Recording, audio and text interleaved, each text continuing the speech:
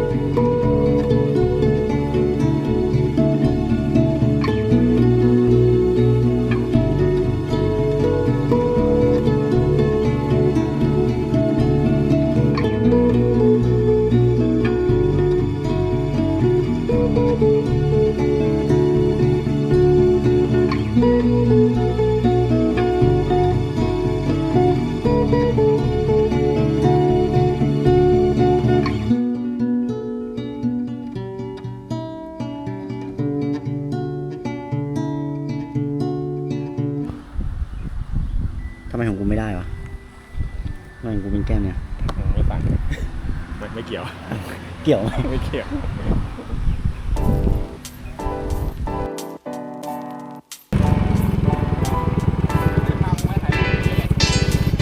เนี่ยเหรอ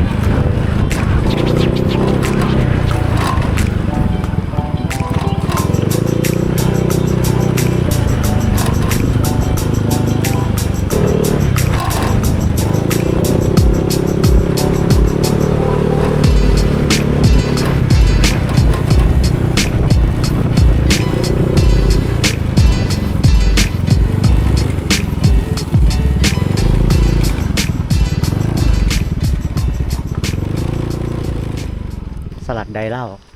ไม่เท่าสลัดใจออกจากเธอ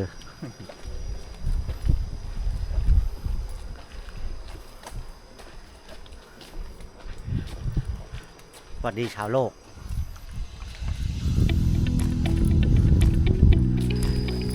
เหนื่อยแล้วเอาเรื่องเว้ย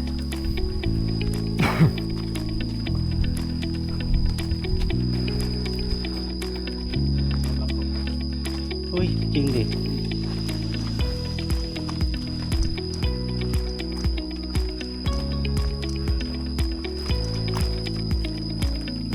ของกูเยอะเกินไปหรือเปล่าวะ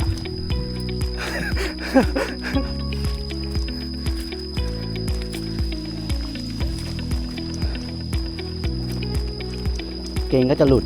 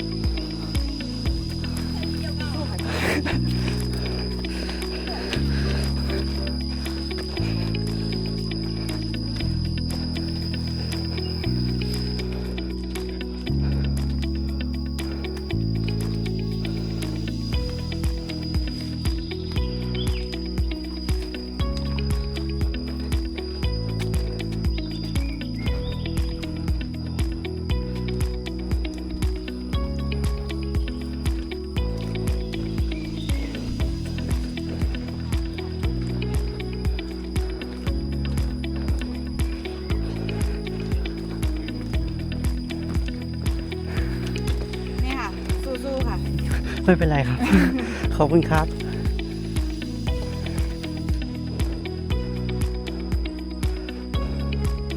โอ้ยเหนื่อย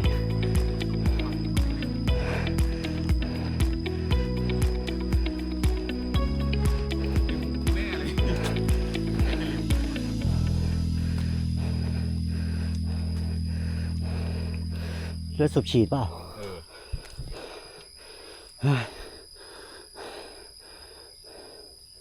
เนี่ยตุบเลยเนี่ย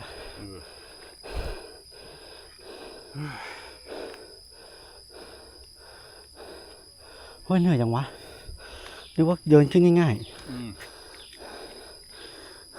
ขาลงมันได้อยู่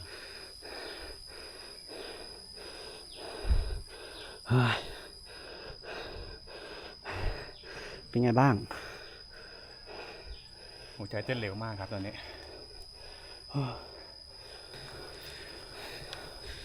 ถ้ามอไซค์ขึ้นก็แย่งกันนะเกียร์หนึ่งรูดข้างหน้าเป็นทางเรียบแล้ว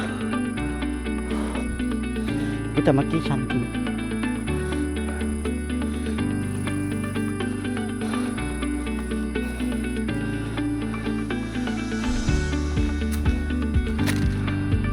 คือสุดเลยข้างล่างนี้ครับตรงนั้นน่าจะเป็นจุดที่ยากสุดแล้วล่ะ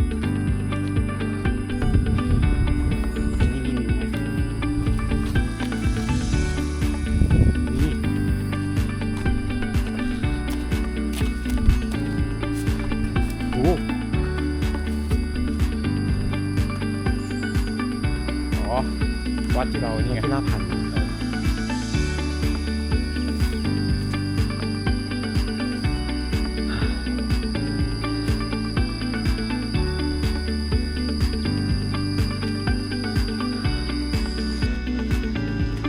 ผมไม่เจอกันนะกลัวมาผิดทาง ไอสัตว์ต้องแยกไปฝั่งนู้นหรือเปล่าก็ไม่รู้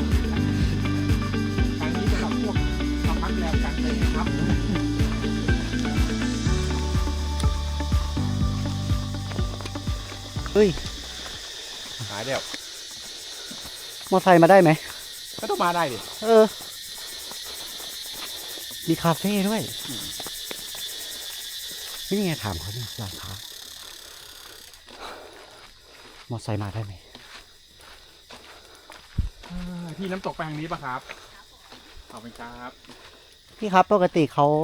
ให้เอามอไซค์ขึ้นมาไหมครับปกติเอาขึ้นมาได้ค่ะแต่ว่าจะลงไปถึงน้ำตกไม่ได้ค่ะเพราะว่าตอนลงไปน้ำตกมันจะชันเพื่อจะขึ้นมากางเต็นท์เนี่ยครับกางเต็นท์ได้ค่ะขึ้นมาดูดีกว่าเนาะขอบคุณครับเริ่มต้นเท่าไหร่ครับนะครั้งพี่เอาเต็นท์มาเองคนละ150ค่ะอ๋อแต่ไม่มีไฟฟ้านะมีบ้านพักด้วยใช่ไหมครับมีบ้านพักชั้น 2พร้อมอาหารอ๋อก็โอเคนะก็ตกคนละ600มาไม่ธรรมดาก็3 คนก็ขอเตียงเสริมไปอะไรอย่างงี้ใช่ไหมใช่นอนจ่ายเพิ่มอีก400-500ก็ว่ากันไปนอนพื้นนอนอะไรก็ว่าไปอุ้ยหน้าแว้นมาว่ะไม่ต่างบรรยากาศเหมือนภาคเหนือเนาะใช่ฟูดเลยอ่ะเดี๋ยวแวะเดินขึ้นไปดูดีกว่าขากลับ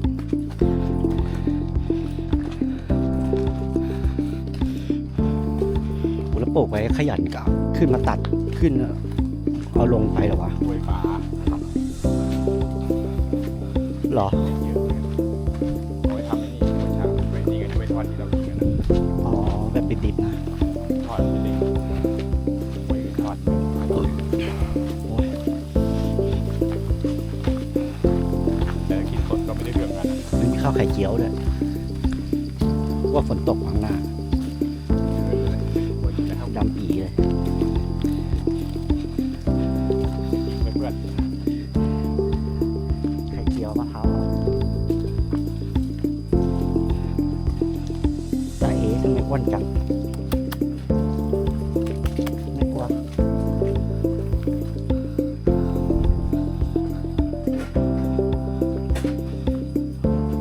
ตรงนั้นสวยดีเนาะดูสมบูรณ์ดี าปีนว่ะ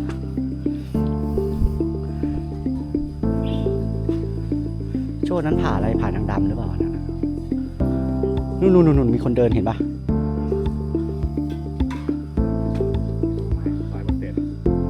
กูได้แค่นี้ได้หน่อยเดียวมันจับตกไม่แยกครับ ตรงไปเลยค่ะ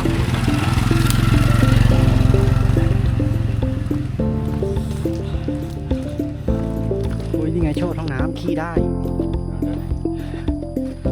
เก็บไว้ขี้บ้านดีกว่า10 บาทขี้ได้ด้วยให้ปุ๋ย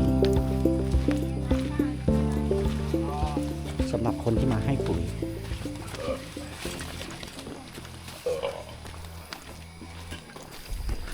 แบกหลังดีกว่าโอ้ย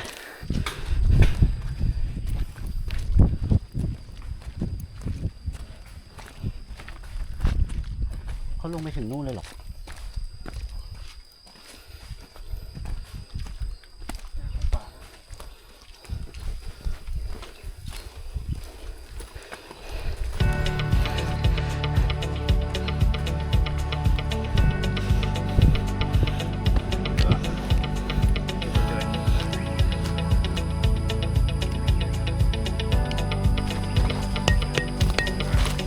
ใกล้หรือยังครับ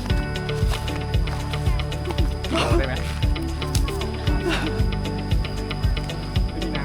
ำ โอ้จบเลยชีวิต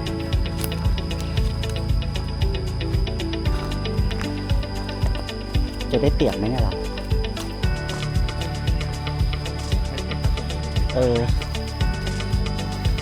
ว่าเราลองคอสเพลย์มาเดินป่ากันบ้างไหม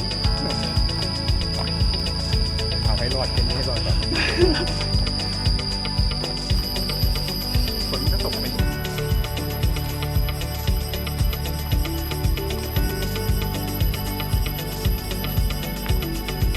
งหน้ามีโอเอซิสแล้ว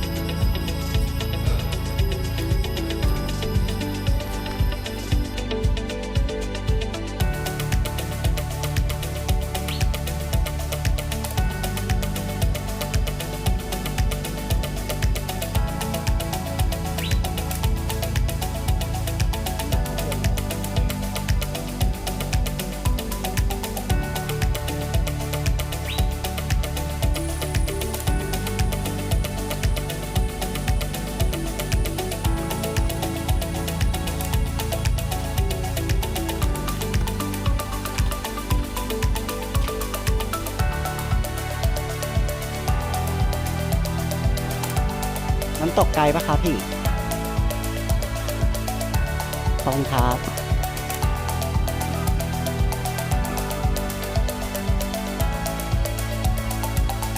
แล้วถ้าเดินตรงไปอ่ะ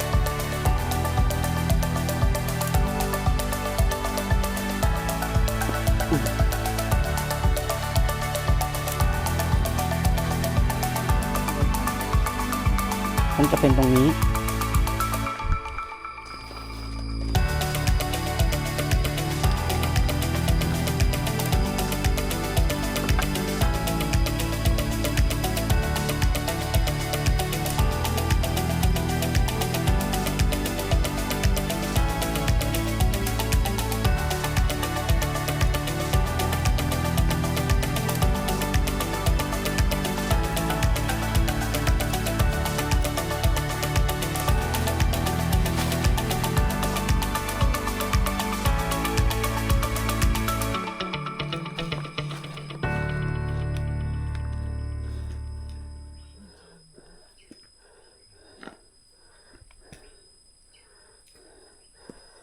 เห็นแล้วท้อเลย ไม่อยากลงไปเลย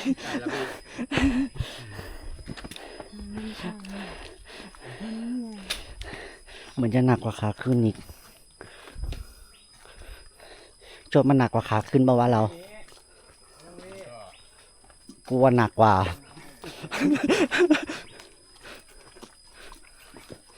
ทางมันเล็กด้วยเนาะ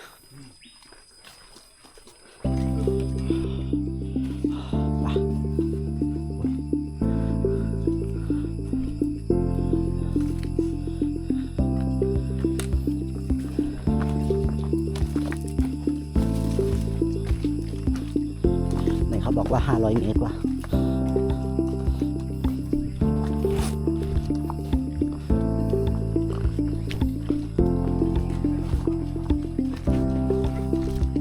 ไหนบอกว่า10 นาทีไง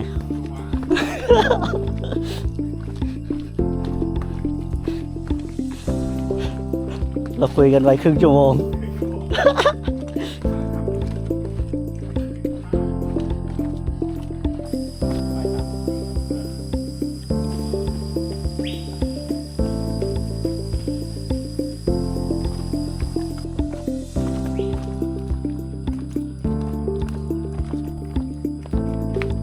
อุ๊ยข้างในสีแดง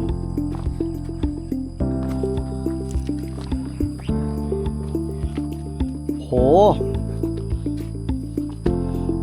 กลับเลยได้ปะวะ กลับเลยได้ไหม ถึงแล้วเหรอ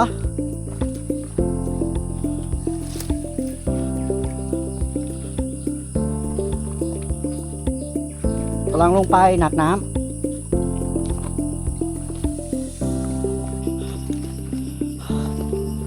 อุ้ย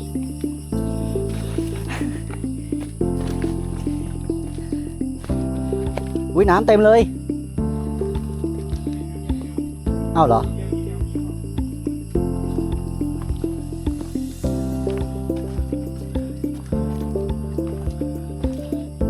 ได้ยินเสียงแล้ว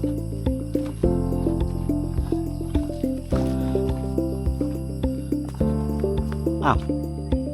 อ๋อเราต้องข้ามไปฝั่งนู้นเหรอ เอาเหรอ ไปดิ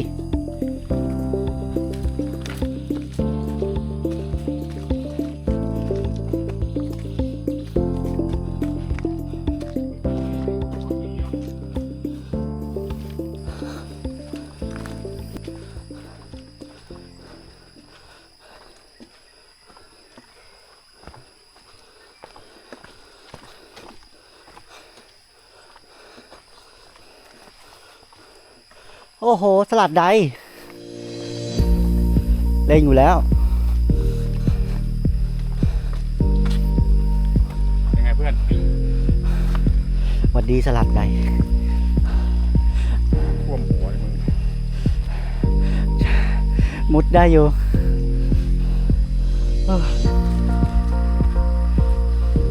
ช่วยเราต้องค้างที่นี่สักคืนแล้วล่ะ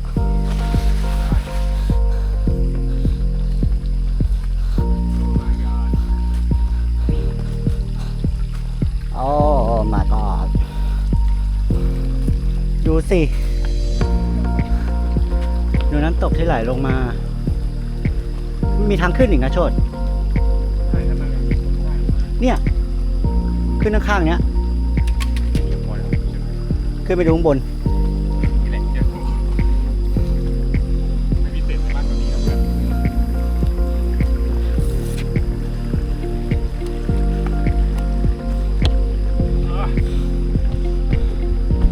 เยอะด้วยเราต้องรีบลงไม่ยุ่งน้ำแรงเนี่ย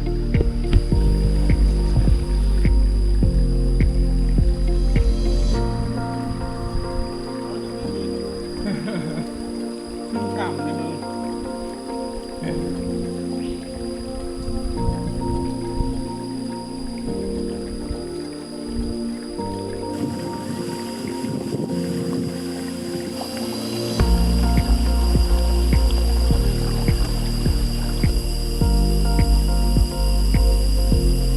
มาเพื่ออะไรแม่ที่เราจะถามน้ำร้านขายน้ำเราบอกพี่น้ำเยอะไหมครับเป็นเราไม่ฉลาดเลยวะเราก็มุ่งอย่างเดียวเลยก็บอกว่าขึ้นง่ายกว่า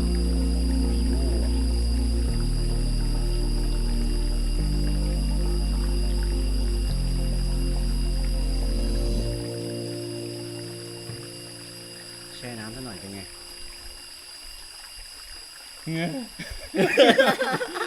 กูนึกภาพมันเหมือนหอยคันอ่ะ ดูน้ำสิ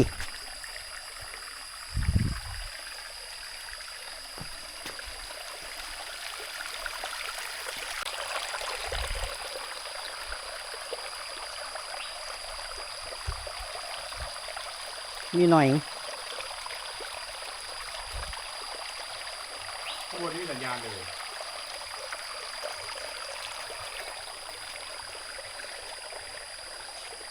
ใช่ว่าไม่เสียใจอยู่นะ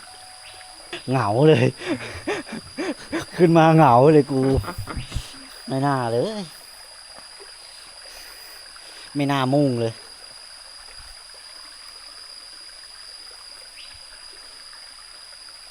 ถ้ามีน้ำคงจะสวยมากเลย นั่นเลยสิ วิ่งมีผีเสื้อเราเดินกลับไวมากเราก็เป็นผู้แข็งแกร่ง เราเริ่มตอนบ่าย2:50 นี่กี่โมงฮะ 4 โมง นาฬิกาก็ไม่มี วันนี้เราไปกดเรียกเฮียได้งานแล้ว โทรหาใครบ้างนะ ตำรวจตามหากันหมดแล้วมั้ง ตัวฉุกเฉิน 4:20ง่ายถึงประมาณ5 โมง ไม่ถึงหรอกมั้งขอขึ้นไปดูหน่อยได้ไหมครับพี่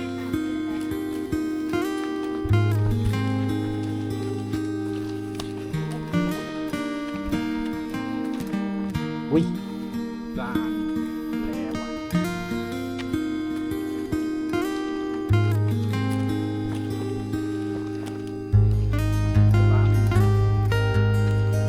โซลาร์เซลล์ไฟแสงสว่างเฮ้ยมันก็ว้าวนะ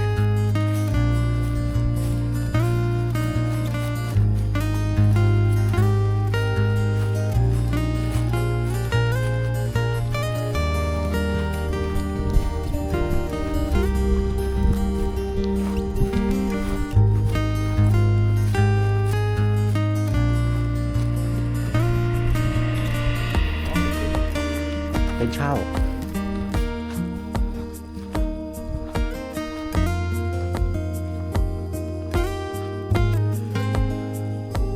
อุ้ยก็โอเคนะ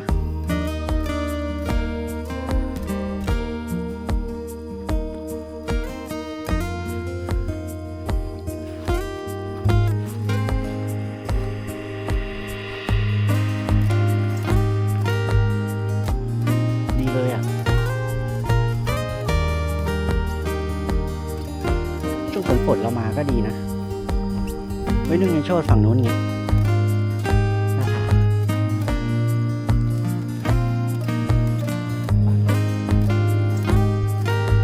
มีน้ำตกด้วยนู่นเห็นปะ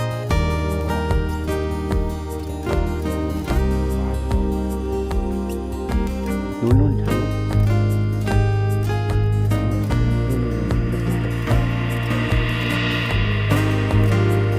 เฮ้ยมีคาเฟ่ตรงนู้นด้วยฝั่งนู้นห้องน้ำอ่ะเป็นกระเป๋าอุ้ยจ๊ะเอ๋อันไหนก็เห็นว่ามีเขาไม่เปิดน้ำหมดไงสีดำมีสีดำสีขาวถึงแล้วโว้ย8 โมงพอดี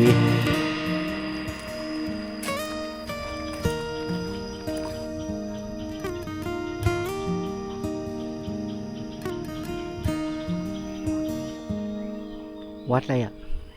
เขา2 กล่อง วัดเขาส่องกล้องนครนายก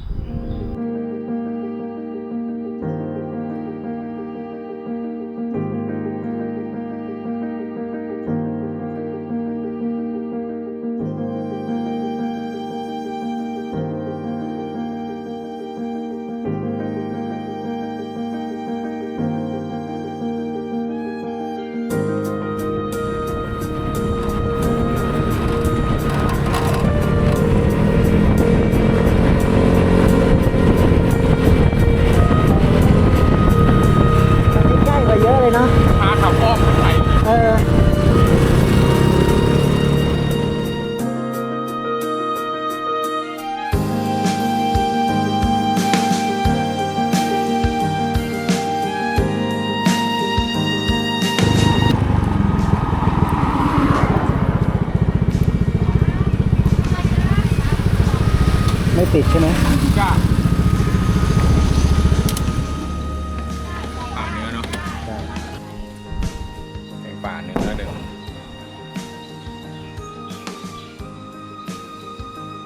อะไรแกงก็ได้เหลือ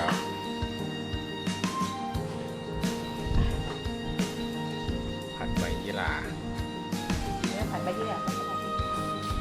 ลงไหม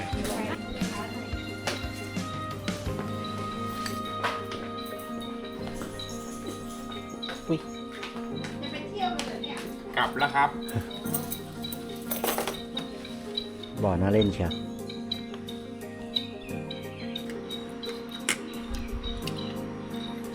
สุดท้ายก่อนกลับบ้าน1 มื้อจุกๆ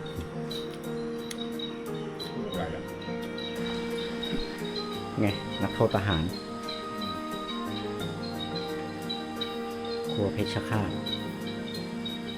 ที่แท้ก็คือ ลุงเป็นเจ้าของตำแหน่งนี้นี่เอง นี่ไงเราก็เขียนไว้หมดเลยนะกล้ามเนื้อหัวใจหยุดเต้น ใช้ยาควบคุมพิเศษ นี่คือตรงนี้